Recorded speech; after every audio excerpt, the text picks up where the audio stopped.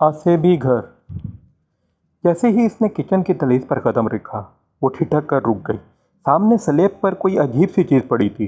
वो धीरे धीरे कदम उठाती आगे बढ़ी, तो बेख्तियार खौफ की एक लहर इसके रगों पे सरायत कर गई। स्लेब पर चूल्हे के पास एक बड़े साइज की चमगादड़ बेहिस्सो हरकत पड़ी थी। वो उल्टे कदमों वापस किचन की दहलीज तक आई और अपने हाथ सीने पर रखकर यकटक फटी फटी आंखों से इसे देखे जा रही थी। काली सी वो बदसूरत चमगादड़ आखिर आ कहाँ से सकती थी? किचन के रोशनदान में जाली लगी हुई थी। किचन से बाहर निकलकर इसने हर तरफ का जायज़ा लिया।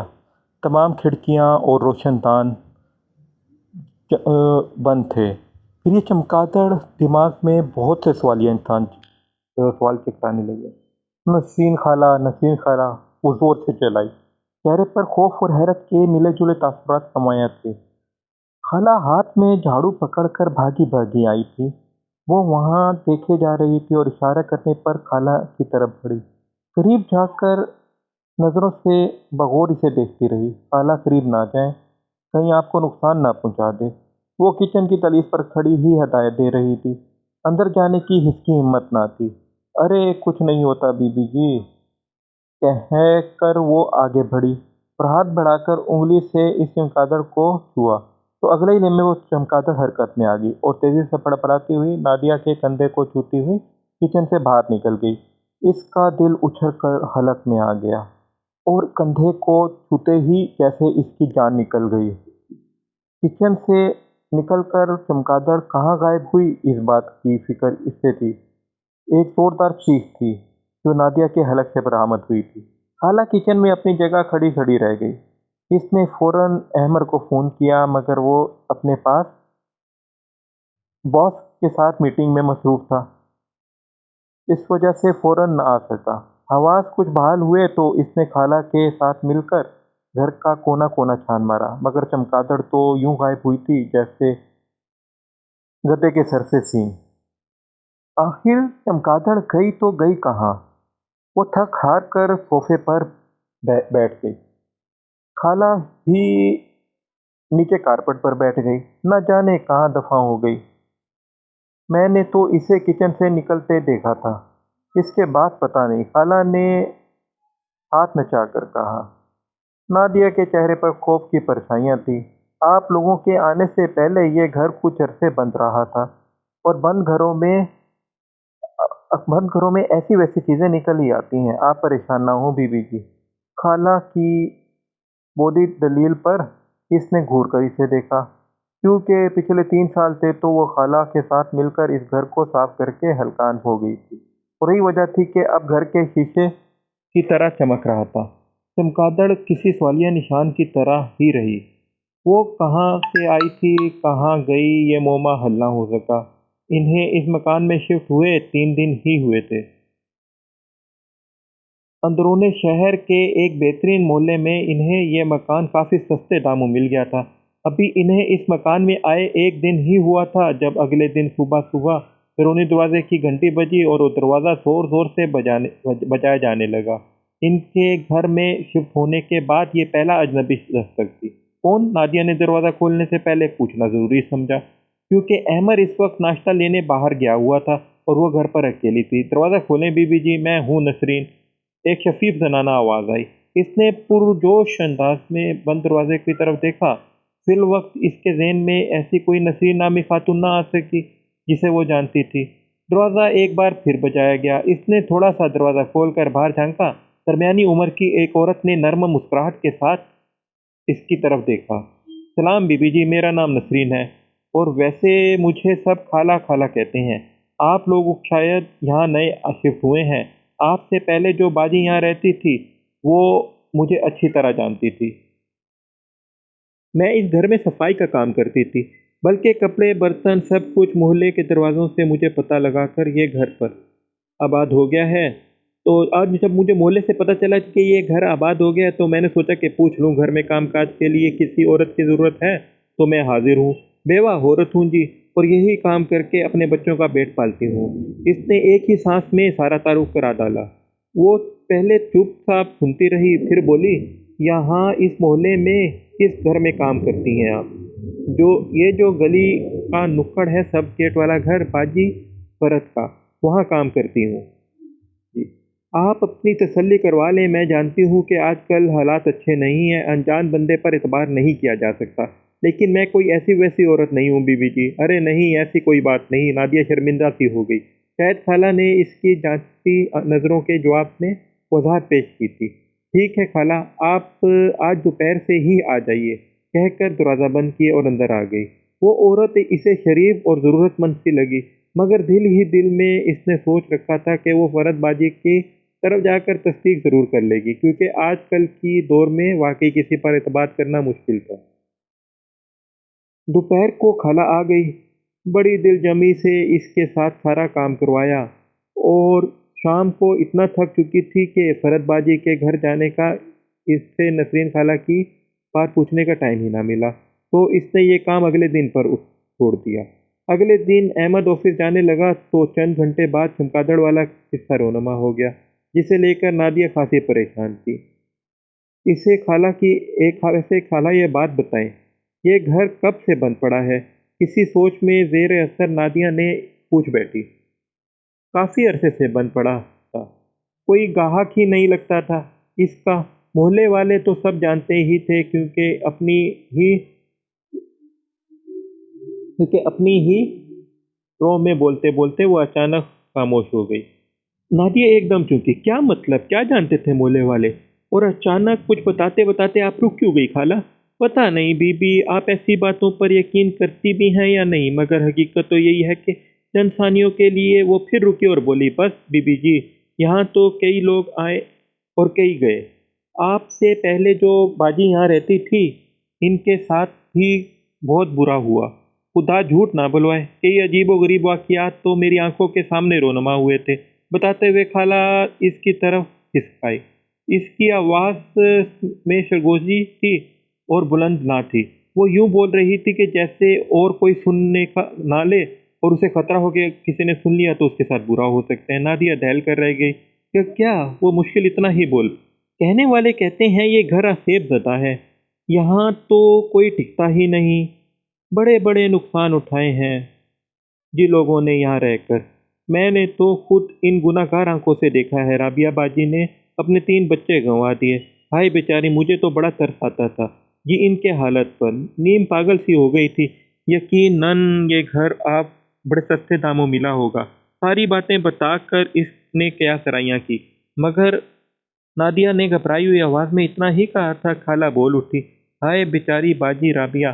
خالہ نے ایک ٹھنڈی سانس بھری اور پھر سے شروع ہو گئی۔ پہلے تو کئی دن گھروں کی دیواروں پر خون کے چھینٹے پڑتے رہے، بڑے بڑے عاملوں کو لایا گیا، مگر قسمت میں جو لکھا تھا وہ تو ہو کر ہی رہتا ہے۔ ایک رات ان کے تینوں بچے غائب ہو گئے۔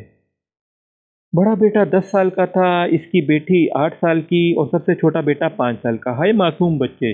آج بھی سوچتی ہوں تو کلیجہ منہ کو آ جاتا ہے۔ کیا مطلب؟ کیا راتوں رات تینوں بچے خود بخود گھر سے غائب ہو گئے؟ نادیہ آلتی پالتی مارے صوفے پر بیٹھی خوف سے سمٹ کر رہ گئی، ایک ہاتھ سینے پر دھرا تھا۔ ارے ہاں تو اور کیا! صبح اٹھ کر دونوں میاں بیوی نے پاگلوں کی طرح انہیں ڈھونڈا، پورا گھر چھان مارا، مگر بچے تو کہیں نہ ملے۔ لیکن گھر کے پچھلے سین کا نقشہ کچھ اور ہی تھا۔ سین میں ایک ساتھ قطار میں تینوں بچوں کی قبریں بنی ہوئی تھی۔ ہائے نہیں! نادیہ کے منہ سے بے اختیار چیخ نکلی تھی۔ ارے آگے تو سنیے بی بی جی۔ رابعہ باجی تو خوف سے وہیں بے ہوش ہو گئی۔ ان کے شوہر نے پاگلوں کی طرح آگے بڑھ کر قبریں کھود ڈالی۔ ان کے تینوں بچے قبروں میں ملتہ حالت میں پڑے تھے۔ اف، کیا قیامت تھی جو ان دنوں ان پر ٹوٹی تھی! ہر آنکھ اشک بار تھی۔ خدا ایسا دکھ دشمن کو بھی نہ دے۔ خالہ نے کانوں کو ہاتھ لگا کر کہا، نادیہ کی تو حالت تھی کہ کاٹو تو لہو نہیں۔ ان کی زندگی پہلی بار بے اولاد ہونے پر اللہ کا شکر ادا کیا تھا۔ اس دن پہلی بار اس نے بے اولاد ہونے پر اللہ کا شکر ادا کیا تھا۔ بس بی بی جی، سنا ہے کوئی ایسا زبردست آسیب ہے یہاں جو کسی کو بسنے نہیں دیتا، اس گھر کو برباد کر کے رکھ دیتا ہے۔ خدا آپ لوگوں کو محفوظ رکھے۔ سکڑی سمٹی بیٹھی نادیہ سانس روکے آنکھیں پھاڑے خالہ کی باتیں سن رہی تھی، اور جب بچوں کا پوسٹ مارٹم کروائے گا تو یہ بات سامنے آئی کہ بچوں کی موت دم گھٹنے کی وجہ سے ہوئی ہے۔ اوہ میرے خدا! تو کیا بچوں کو زندہ سلامت قبر میں گاڑ دیا گیا تھا؟ نادیہ کے منہ سے بے اختیار نکلا۔ ہاں باجی، سب یہی خیال کرتے ہیں۔ اور بچوں کی المناک موت سے پہلے ایک دن پہلے میں نے رابعہ باجی کے بیڈ روم میں جو منظر دیکھا تھا، میری تو جان نکل گئی تھی۔ جی کیا؟ کیا دیکھا خالہ آپ نے؟ ایک صبح میں صفائی کرنے باجی کے بیڈ روم میں گئی تو کیا دیکھتی ہوں کہ عین بستر کے درمیان میں ایک کالا سر کٹا کتا پڑا تھا اور پورے بیڈ روم میں تازہ خون پھیلا ہوا تھا۔ میں نے الٹے قدموں واپس بھاگی اور رابعہ باجی کو اس وقت کچن میں تھی۔ خالہ ابھی بات کر ہی رہی تھی کہ باجی اس وقت کچن میں تھی۔ خالہ ابھی بات کر ہی رہی تھی کہ بیرونی دروازے کی گھنٹی بجی۔ گھنٹی بجنے کا مخصوص اسٹائل احمر کا ہی تھا۔ میں کھولتی ہوں دروازہ۔ خالہ بات ادھوری چھوڑ کر اٹھ کھڑی ہوئی۔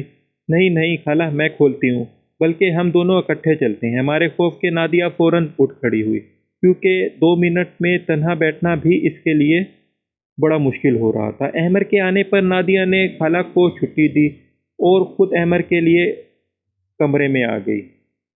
کمرے میں آ کر اس نے احمر سے کہا، احمر ہم سے تو بہت بڑی غلطی ہو گئی ہے جو یہ گھر خرید لیا۔ پریشانی اور خوف سے اس کی آواز کپ کپ آ رہی تھی۔ ارے یار، کیا ہو گیا ہے تمہیں؟ ایک چمگادڑ کو لے کر تم اتنا سیریس ہو رہی ہو؟ میں بھی بھاگم بھاگ آیا آفس سے۔ پتہ نہیں محترمہ کو کیا ہو گیا ہے۔ کیا زندگی میں کبھی چمگادڑ نہیں دیکھی تم نے؟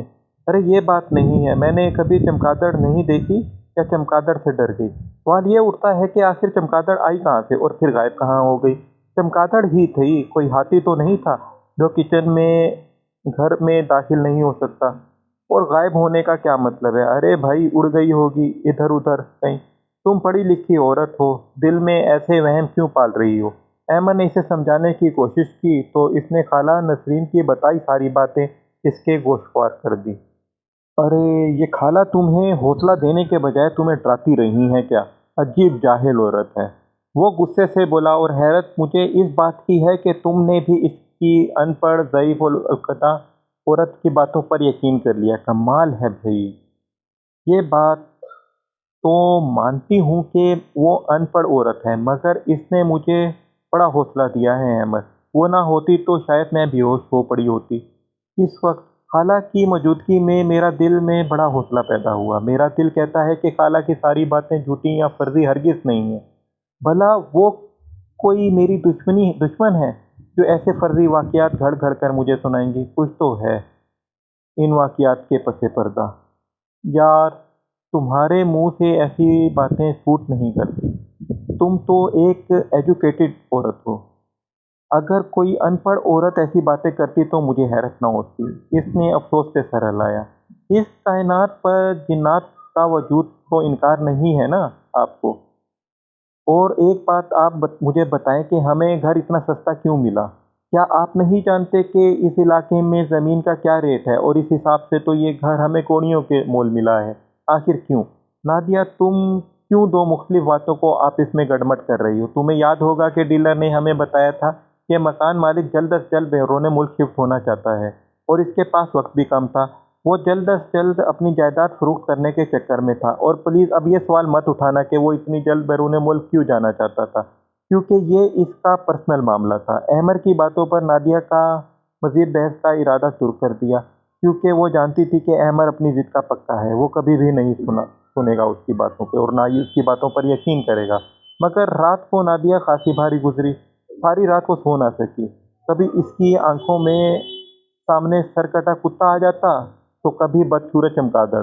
3 بچوں کو گھر کے پچھلے سین میں قبریں بنا کر زندہ گاڑ دینے والی بات اس کے ذہن کی اسکرین پر ساری رات کسی فلم کی طرح چلتی رہی۔ اگلے دن احمر کے دفتر جانے کے بعد وہ خالہ کا انتظار کرنے لگی۔ آج وہ معمول سے کچھ لیٹ ہو گئی۔ آدھا گھنٹہ مزید انتظار کے بعد جب وہ نہ آئی تو اس نے دھوپ لگوانے کے لیے بستر اٹھائے اور چھت پر جانے کے لیے سیڑھیاں چڑھنے لگی۔ چھت کا دروازہ کھول کر جیسے ہی اس نے چھت پر پہلا قدم رکھا، خوف اور دہشت سے بے اختیار اس کی چیخ نکل گئی۔ ایک لمحے کے لیے وہ پتھرا کر رہ گئی۔ یہ سب اس کی آنکھوں کا دھوکہ محسوس ہو رہا تھا۔ پوری چھت اس وقت بڑے بڑے چمگادڑوں سے بھری ہوئی تھی، بدصورت، ہیبت ناک۔ بہت ساری چمگادڑ چھت پر اڑتے گرتے پڑتے بڑا ہی ہیبت ناک منظر پیش کر رہے تھے۔ دن کی اس روشنی میں بھی اسے لگا جیسے وہ کوئی رات کے آخری پہر کا ڈراؤنا خواب ہے۔ ایک جھٹکے سے وہ الٹے قدموں نیچے بھاگی تھی اور بستر تو ساری سیڑھیوں پر ہی گر گیا تھا۔ کچھ دیر بعد خالہ آئی تو وہ ڈرتے ڈرتے دروازے تک گئی۔ شکر ہے خالہ آپ آ گئی، وہ خالہ سے لپٹ گئی۔ ارے کیا ہوا بی بی، خیریت تو ہے؟ بس خیریت ہی ہے خالہ، یہ کہہ کر اس نے سارا واقعہ گوشوار کیا۔ ہائے میرے خدا! خالہ نے سینے پر 2 ہتھڑ مارے۔ بی بی میری تو بات مانو، یہاں سے چلی جاؤ، اس سے پہلے کہ یہ آصف تمہیں یا تمہارے شوہر کو کوئی جانی نقصان پہنچائے۔ اور جو پہلے ہی خوفزدہ تھی، خالہ کی بات سن کر مزید دہل گئی۔ شام کو جب احمد آفس سے آیا تو نادیہ نے آج کا تازہ واقعہ سناتے ہوئے بے چین تھی۔ اس نے خاموشی سے سارا واقعہ سنایا اور دل ہی دل میں وہ سوچ رہا تھا کہ نادیہ کو وہم ہو چلا ہے، اور اس وہم کا علاج سوائے تسلی کے اور کچھ نہیں۔ اگر وہ اسے اس بات کا احساس دلاتا کہ وہ مستقل وہم کا شکار ہو گئی ہے تو ایک نئی بحث کا آغاز ہو جانا تھا، تو اس نے فی الوقت بات بدلنا ہی مناسب سمجھا۔ تم فکر نہ کرو، اللہ خیر کرے گا، تم بس جلدی سے میرے لیے کھانا لگاؤ، بہت بھوک لگی ہے، میں جلدی سے نہا کر فریش ہو جاؤں۔ یہ کہہ کر وہ واش روم میں گھس گیا۔ نادیہ مرے مرے قدموں سے کمرے میں سے باہر نکل گئی۔ 15 منٹ بعد جب وہ واش روم سے باہر نکلا تو ششت بغیر رہ گیا۔ اٹیچ واش روم کی دہلیز پر قدم رکھتے وقت ساکت تھا۔ 15 منٹ کے بعد جب وہ واش روم سے باہر نکلا تو ششتا رہ گیا۔ اٹیچ واش روم کی دہلیز پر قدم رکھے وہ ساکت کھڑا تھا۔ بستر کی چادر جو 15 منٹ پہلے بے داغ تھی، اب اس پر جا بجا تازہ خون کے دھبے تھے۔ وہ ٹھہرے ٹھہرے قدموں سے آگے بڑھا اور خون کے تازہ سرخ قطرے اور انگشت شہادت سے اسے چھوا۔ چند لمحے بغور دیکھتا رہا۔ یکا یک اسے احساس ہوا کہ خون اس کی انگلی کے پورے سے بہہ رہا ہے، بالکل اس جگہ سے جہاں سے اس نے بستر پر خون کو چھوا تھا۔ اس نے کندھے پر پڑے ٹاول سے اپنی انگلی صاف کی، مگر خون دوبارہ بہنا شروع ہو گیا۔ کبھی وہ حیرت سے اپنی انگلی سے بہتے خون کو دیکھتا اور کبھی بستر پر موجود خون کی چھینٹوں کو۔ یہ وہم ہرگز نہ تھا۔ اگر یہی بات اسے نادیہ بتاتی تو ہرگز یقین نہ کرتا اور اس کا وہم قرار دے دیتا، مگر اس غیر معمولی نوعیت کے واقعے نے فی الوقت اس کے حواس منجمد کر دیے تھے۔ کھانا تیار ہے، احمد آ جائیں، میں کب سے آپ کا ویٹ کر رہی ہوں، اپنی ہی رو میں بولتی چلی گئی اور اندر داخل ہوئی، لیکن اندر کا منظر دیکھ کر اس کی زبان کو تالو سے چپک کر رہ گئی۔ جب تک خالہ نہ آ جائیں آپ مجھے اکیلا چھوڑ کر آفس نہ جائیے گا۔ اگلے دن صبح کے ناشتے کے بعد نادیہ نے اسے بڑی فکر مندی سے کہا تھا۔ وہ رات دونوں نے تقریباً جاگتے ہی گزاری تھی۔ فکر نہ کرو، میں تب ہی جاؤں گا جب خالہ آ جائے گی، تمہیں اکیلا چھوڑ کر نہیں جاتا، اس نے تسلی دی۔ اور پلیز احمد، کوئی اور گھر دیکھیں، ہمیں جلد از جلد اس گھر کو چھوڑنا ہوگا۔ پہلے سے آپ میری بات کا یقین نہیں کرتے تھے، مگر اب تو آپ نے خود اپنی آنکھوں سے دیکھ لیا ہے، اس گھر میں کیسے کیسے عجیب و غریب واقعات رونما ہو رہے ہیں۔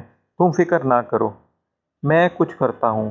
اس وقت بیرونی دروازے کی گھنٹی بجی۔ لگتا ہے خالہ آ گئی، نادیہ کہتی اٹھ کھڑی ہوئی۔ شہروز اس کولیگ کے ہونے والے کے ساتھ ساتھ کچھ اچھا دوست بھی تھا۔ شہروز اس کا کولیگ ہونے کے ساتھ ساتھ اس کا اچھا دوست بھی تھا۔ آفس میں آ کر چند ضروری کام نمٹانے کے بعد وہ شہروز کو کابن میں چلا آیا اور سارے واقعات منو ان اس کے گوشوار کیے۔ وہ خاموشی سے سب سنتا رہا، پھر بولا، بات تو خاصی تشویشناک ہے، میں ایک بابا کو جانتا ہوں، مجھے پوری امید ہے کہ وہ اس سلسلے میں تمہاری ضرور مدد کریں گے۔ پھر کب چلیں گے ان کے پاس؟ اس نے بےتابی سے پوچھا۔ جب تم کہو۔ ٹھیک ہے، آج آفس سے واپسی پر چلتے ہیں، وہ جھٹ سے بولا، کیونکہ جلد از جلد ان سے ملنا چاہتا تھا۔ اب تو اسے کافی حد تک یقین ہو چلا تھا کہ گھر میں کچھ تو ہے۔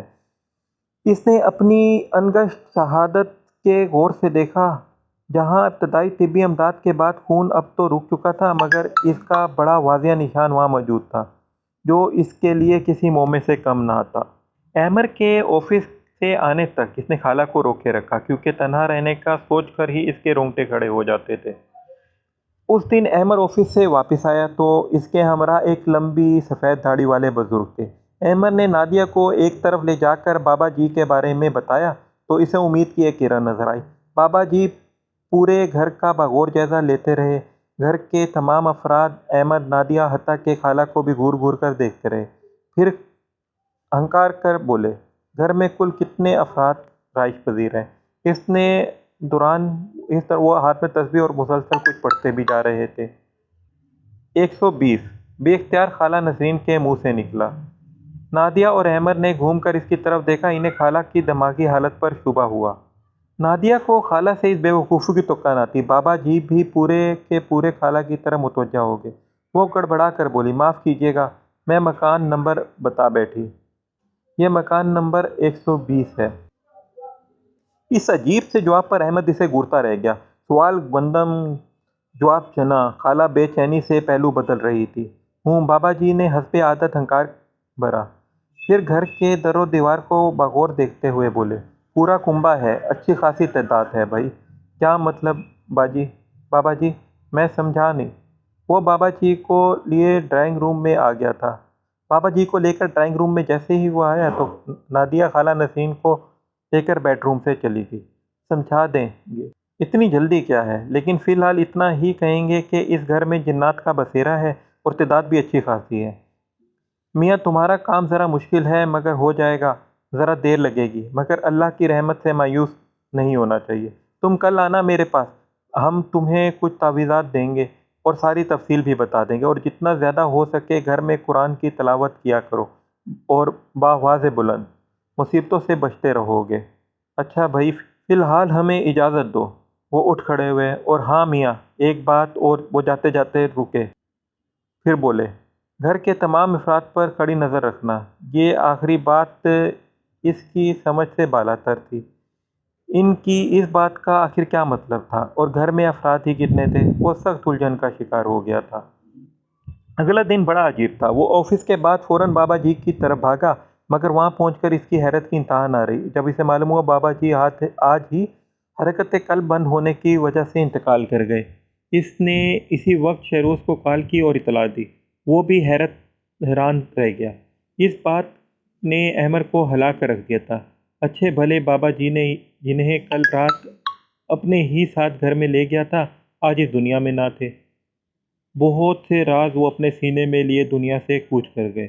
انہوں نے آج اسے ایک تعویذ دینے کے ساتھ ساتھ بہت سی باتیں بھی بتانی تھیں، مگر قدرت کو کچھ اور ہی منظور تھا، اور ان کے گھر کے افراد پر نظر رکھنے والی بات نے تو اسے خاصا بے چین کر رکھا تھا۔ اسے یقین تھا کہ آج وہ راز بھی کھل جائے گا، مگر اس کی تو نوبت ہی نہ آئی۔ بے حد رنجیدہ سا وہ گھر واپس آ گیا۔ کیا بات ہے؟ خالہ جلدی جلدی چلی آئی۔ آج گھر پر نادیہ کو اکیلا دیکھ کر اس نے استفسار کیا۔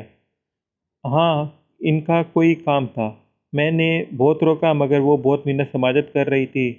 اچھا، سب ٹھیک ہے نا گھر میں نے مخصوص سے لہجے میں پوچھا۔ ہاں اب تو ٹھیک ہے، ایک بری خبر ہے۔ کیا؟ بابا جی کا انتقال کر گئے ہیں۔ کیا؟ یہ کیسے ہو سکتا ہے؟ ابھی تو کل تو وہ بھونچکی سی رہ گئی۔ امید ہے کہ امید کی کرن جو بابا جی کی صورت میں آئی تھی اب وہ ختم ہو گئی تھی۔ اب کیا ہوگا؟ سینے پر ہاتھ رکھے وہ پوچھ رہی تھی۔ اللہ خیر کرے گا، وہ مالک ہے، کوئی نہ کوئی راستہ ضرور نکالے گا۔ احمد نے حسب معمول تسلی دی، مگر نادیہ کی پریشانی رتی برابر فرق نہ آیا۔ اگلے 2 دن خالہ نسرین غائب تھی۔ وہ دونوں حیران تھے کہ آخر وہ بغیر اطلاع کیے کہاں چلی گئی ہیں۔ 2 دن ان پر کافی بھاری گزرے تھے۔ احمد خوب تسلیاں دینے کے بعد بڑی دیر سے آفس جاتا اور پھر بھاگم بھاگ شام سے پہلے گھر واپس آ جاتا۔ دن کا وہ حصہ نادیہ اکیلی بڑے مشکل سے گزارتی تھی۔ ہر دم دھڑکا لگا سا رہتا تھا، خوف سے سائے منڈلاتے رہتے تھے، اوپر سے روز کوئی نہ کوئی غیر معمولی واقعہ ہونا بھی گویا لازم تھا۔ کبھی چھت سے کسی کے بھاگنے دوڑنے کی آوازیں آتی اور کبھی کمرے کی کھڑکی سے چمگادڑیں پڑپڑانے کی آوازیں۔ یوں لگتا تھا کہ جیسے بہت سی چمگادڑ کمرے کی کھڑکیوں سے اندھا دھند ٹکرے مار رہی ہوں۔ کبھی اس پچھلے سین سے بہت سے عورتوں کے کھائکے سنائی دیتے اور وہ یہ سب دیکھ کر وہ خوف سے کانپ جاتی، اور ہر رات ان کے بیڈ پر خون کے چھینٹے پڑنا تو معمول کی بات ہو گئی تھی۔ دونوں کی زندگی اجیرن ہو گئی تھی۔ تیسرے دن ان کے اعصاب جواب دے گئے، برداشت اور ہمت ختم ہو گئی۔ اسے یاد آئے کہ خالہ نے بتایا تھا کہ وہ گلی کے نکڑ پر فرد باجی کے گھر میں بھی کام کرتی ہے۔ گھر میں ہونے والے پراسرار واقعات میں پھنس کر دماغ ایسا معاف ہوا تھا کہ وہ اب تک ان کے گھر نہ جا سکی تھی۔ تیسرے دن عامر کے آفس جاتے ہی وہ نکل کھڑی اور فرد باجی کو اپنا تعارف کرانے کے بعد اس نے خالہ نسرین کے بارے میں پوچھا۔ وہ حیرت سے بولی، میں تو ہمیشہ سے ہی سارے گھر کا کام خود کرتی ہوں، آج تک تو کوئی کام والی نہیں لگوائی۔ کیا وہ شائستہ رہے گی؟ تو کیا آپ کو خالہ نسرین کو نہیں جانتی؟ نہیں تو میں تو کبھی نہیں یہ نام سنا، اور اس محلے میں تو جو 2-3 عورتیں مختلف گھروں میں کام کرتی ہیں ان کو تو میں اچھی طرح جانتی ہوں۔ مجھے تو اس محلے میں رہتے ہوئے 15 سال سے زیادہ عرصہ ہو گیا ہے۔ فرد باجی نے باتیں سن کر اس کے پیروں تلے زمین نکل گئی۔ پھر خالہ نسرین کون تھی؟ کہاں سے آئی تھی اور کہاں گئی؟ وہ حیرت اور خوف سے ڈوبی ڈوبی گھر آ گئی۔ اس وقت وہ اتنی حواس باختہ تھی کہ بیرونی دروازے کا لاک کرنے کا بھی ہوش نہ رہا۔ اندر داخل ہوتے ہی اس کے قدم جیسے زمین نے جکڑ لیے۔ اسے یوں لگا کہ وہ پتھر کی ہو گئی ہے۔ لاؤنج میں صوفے پر خالہ نسرین براجمان تھی۔ وہ حیران تھی۔ اول تو خالہ نے بڑی کبھی اتنی جرأت نہ تھی کہ وہ صوفے پر اتنے اچھے طریقے سے بیٹھ سکیں۔ دوسرا سوال یہ اٹھتا تھا کہ خالہ اندر کیسے آئی جبکہ دروازہ باہر سے بند تھا؟ فرد باجی اور وہ تو فرد باجی کے گھر گئی تھی۔ خالہ آپ اندر کیسے؟ وہ بمشکل اتنا ہی بول پائی تھی۔ جواباً خالہ نے عجیب و غریب انداز میں زور کہکا لگایا۔ یہ ایک غیر انسانی کہکا تھا۔ نادیہ کا دل بند ہونے لگا۔ دیکھتے دیکھتے خالہ کی شکل تبدیل ہونے لگی۔ اس کی آنکھوں پھیل کر کانوں تک کھنچ گئی۔ نچلا جبڑا کھل گیا اور یوں لٹک رہا تھا کہ جیسے فالج ہو۔ نادیہ مارے خوف کے بے ہوش ہونے ہی کے قریب تھی کہ یہ مناظر کسی قیامت سے کم نہ تھے۔ یہ گھر ہمارا ہے۔ ہم نے تمہیں بہت دفعہ سمجھانے کی کوشش کی کہ چلی جاؤ یہاں سے اپنے شوہر کو لے کر، گھر چھوڑ کر اور یہ مکان، مگر تم لوگ نہیں سمجھے اور تم لوگ چلے تھے کہ ہمیں یہاں سے نکلوانے۔ ہاں کہاں گیا تمہارا بابا؟ اس کی بھی چھٹی کرا دی ہم نے۔ جو بھی ہمارے راستے میں آیا زندہ نہ بچ سکا۔ شکل کے ساتھ ساتھ خالہ کی آواز بھی بدلی ہو گئی تھی۔ نادیہ آنکھیں پھاڑے دیکھ رہی تھی اور یہ سب کچھ سن رہی تھی۔ اسے سب کے کسی ڈراؤنے خواب سے کم نہیں لگ رہا تھا۔ اچانک گھر کے پچھلے صحن میں شور کی آواز سنائی دینے لگی اور پھر یکا یک بہت سی خوفناک شکلوں والی عورتیں اور عجیب و غریب ہیبت والے بے دھڑ ادھڑ لاؤنج میں اندر داخل ہونے لگے۔ دیکھتے ہی دیکھتے پورا لاؤنج غیر انسانی مخلوق سے بھر گیا۔ پچھلے صحن سے مسلسل عجیب و غریب آوازیں آ رہی تھیں، جیسے وہاں ابھی بھی بہت سی لوگ موجود ہوں۔ وہ وہاں سے بھاگ جانا چاہتی تھی مگر اس کی ٹانگوں میں تو جیسے جان ہی نہ رہی تھی۔ فقط چہرہ وہ بمشکل دیوار کا سہارا لے کر خود کو گرنے سے بچا پائی تھی۔ وہ عورت جس نے خالہ نسرین کے نام پر انسانی روپ دھار رکھا تھا اچانک نادیہ کے بہت قریب آ گئی۔ اس سے پہلے کہ وہ نادیہ کو چھوتی وہ چکرا کر گر گئی اور بے ہوش ہو گئی۔ بہت دیر سے اسے عجیب سی بے چینی ہو رہی تھی جسے وہ کوئی نام نہیں دے پا رہا تھا۔ بار بار کام سے توجہ بھٹک جاتے تھے۔ شہروز نے اس کی بڑھتی ہوئی بے چینی کو نوٹ کیا اور بول اٹھا، خیریت تو ہے یار؟ طبیعت تو ٹھیک ہے؟ ہاں نہیں پتہ نہیں۔ نادیہ اکیلی گھر میں کس حال میں ہوگی؟ خالہ بھی نہیں آ رہی ہیں آج کل۔ تمہارا تو ذہن گھر میں ہی اٹکا رہتا ہے یار، کال کر لو گھر۔ شہروز کے کہنے پر اس نے گھر میں کال کی مگر نادیہ فون نہیں اٹھا رہی تھی۔ اس نے بار بار کال کی مگر کوئی جواب نہیں آیا۔ اب اس کی پریشانی میں مزید اضافہ ہو گیا۔ تم ایسا کرو گھر کا ایک چکر لگا آؤ، تب تک میں سنبھال لوں گا۔ شہروز کو تسلی دے کر وہ اٹھ کھڑا ہوا۔ گھر کے دروازے پر پہنچ کر وہ بڑا حیران ہوا۔ بیرونی دروازہ کھلا پڑا تھا اور نادیہ اتنی لاپرواہ تو ہرگز نہ تھی۔ دروازہ اس طرح کھلا چھوڑنے کی اسے کبھی بھی عادت نہ تھی۔ وہ کھلا گیٹ پا کر اندر داخل ہوا اور اندر آنے والی عجیب و غریب آوازوں سے اسے تیز تیز چلنے پر مجبور کر دیا۔ دروازہ کھول کر وہ لاؤنج میں داخل ہوا تو اندر کا منظر دیکھ کر اس کی گیگی بن گئی۔ مگر پھر نادیہ کو اس غیر انسانی مخلوق کے ہاتھوں میں دیکھتے ہی اس نے ہوش کے ناخن لیے اور اپنے خوف پر قابو پانے کی کوشش کی تو اسے بابا جی کی بات یاد آئی۔ آنکھیں بند کر کے اس نے بآواز بلند قرآنی آیات کی تلاوت شروع کر دی۔ جو آیات اسے زبانی یاد تھی وہ پڑھتا رہا۔ جب اسے کمرے میں خاموشی اور تنہائی کا احساس ہوا تو اس نے جھٹ سے آنکھیں کھول دی۔ نادیہ ایک کونے میں بے ہوش پڑی تھی۔ وہ برق رفتاری سے اس کی طرف بڑھا اور اسے اٹھا کر باہر گاڑی میں لے آیا۔ گاڑی میں ڈال کر اس نے گاڑی کو فل اسپیڈ سے ہسپتال کی طرف بڑھا دی۔ ڈاکٹروں کی انتھک کوششوں سے نادیہ کو بچا لیا گیا تھا۔ ڈاکٹرز کا کہنا تھا کہ نادیہ کا گلا دبا کر مارنے کی کوشش کی گئی ہے۔ اگر اسے اسپتال لانے میں کچھ دیر ہو جاتی تو اسے بچانا ناممکن تھا۔ اور یہ راز بھی کھل چکا تھا کہ بابا جی نے گھر کے افراد پر نظر رکھنے کا کیوں کہا تھا، اور سارے واقعے میں ایمر نے میڈیا اور پریس کو سے کیسے بچایا، یہ ایک الگ کہانی ہے۔ نادیہ کے صحت یاب ہونے کے بعد ان دونوں نے غلطی سے بھی اس آسیب زدہ مکان کی طرف قدم نہیں رکھا اور دوسرا مکان کرائے پر لے کر رہنے لگے۔ مگر اتنے سال گزر جانے کے بعد آج بھی اندرون لاہور کا یہ گھر، آج بھی وہ پرسرار مکان بڑی ہیبت سے کھڑا ہے، ویران اور خالی۔ شام کے بعد لوگ اس مکان کے آگے گزرنے سے بھی خوف آتے ہیں۔ میری کہانی سننے کا بہت بہت شکریہ۔ ناظرین، برائے مہربانی اس چینل کو لائک اور سبسکرائب لازمی کیجیے گا۔